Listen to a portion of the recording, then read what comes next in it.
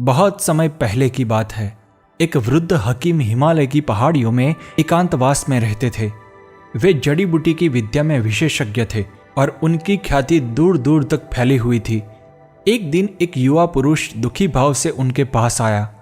उसने थोड़ा उदास और निराश होकर अपनी समस्या बताई। हकीम बाबा, मेरी पत्नी मुझसे बहुत प्यार करती थी, लेकिन जब से उसकी माँ का देहांत हुआ है तब से वह मुझसे ठीक से बात भी नहीं करती। हकीम बाबा ने कहा, बेटे, निकट के सगे संबंधी का देहांत भावनात्मक लोगों के लिए सहन करना कठिन होता है, लेकिन बाबा, उसकी माँ के देहांत के 6 महीने हो गए हैं। युवा पुरुष अपनी व्याकुलता छिपा नहीं पा रहा था। मैंने सुना है कि आपकी दी हुई जड़ी बूटी से फिर से प्रेम जागृत होता है। उसने दोनों हाथ जोड़कर विनती की, कृपया मुझे वह जड़ी बूटी बनाकर दे दीजिए। हकीम बाबा ने मुस्कुराकर कहा, अरे भाई, अगर मेरे पास जड़ी बूटी बनाने के लिए सारी सामग्री होती तो मैं उसे अभी बनाकर दे देता, लेकिन उसे बनाने के लिए मेरे पास एक महत्वपूर्ण चीज नहीं है। कौन सी चीज? पुरुष ने अचानक अधीरता से पूछा। मुझे बताइए, मैं उसे लेकर आऊंगा। मुझे शेर की मूंछ के 7 बाल चाहिए, हकीम बाबा ने कहा। अगले ही दिन वह पुरुष जंगल में शेर की खोज में निकल पड़ा। काफी खोजबीन के बाद उसने जंगल में एक नदी के किनारे एक शेर को देखा। उसकी हलचल देखकर शेर ने इतनी जोर से दहाड़ लगाई कि वह पुरुष भीतर से कांप उठा। उसकी नसों में दौड़ता खून जैसे जम गया। वह भयभीत होकर तुरंत वहां से भाग गया। अगले कुछ दिनों तक ऐसा ही चलता रहा। वह पुरुष शेर के पास जाने की हिम्मत करता, लेकिन फिर डर कर वापस लौट आता।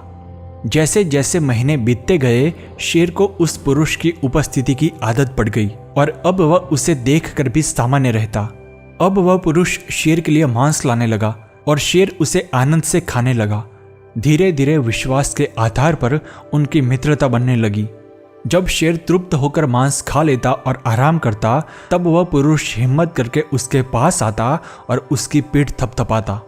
धीरे धीरे एक दिन ऐसा भी आया जब उसने साहस करके शेर की मूंछ से 7 बाल निकाल लिए। अब वह और देरी किए बिना सीधा हकीम बाबा के पास पहुंचा।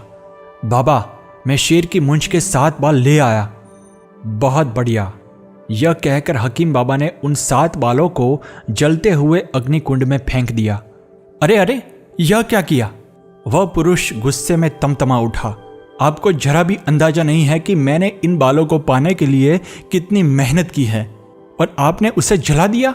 उसने दांत पींचकर पूछा, अब मेरी जड़ी बूटी कैसे बनेगी? अब तुम्हें किसी जड़ी बूटी की जरूरत नहीं है, हकीम बाबा ने मुस्कुराते हुए कहा। जरा सोचो, तुमने शेर को कैसे वश में किया? जब एक हिंसक जानवर को धैर्य और प्रेम से जीता जा सकता है, तो क्या इंसान को नहीं जीता जा सकता? जाओ, जैसे तुमने शेर को अपना मित्र बनाया है, वैसे ही अपनी पत्नी में प्रेम की भावना जागृत करो।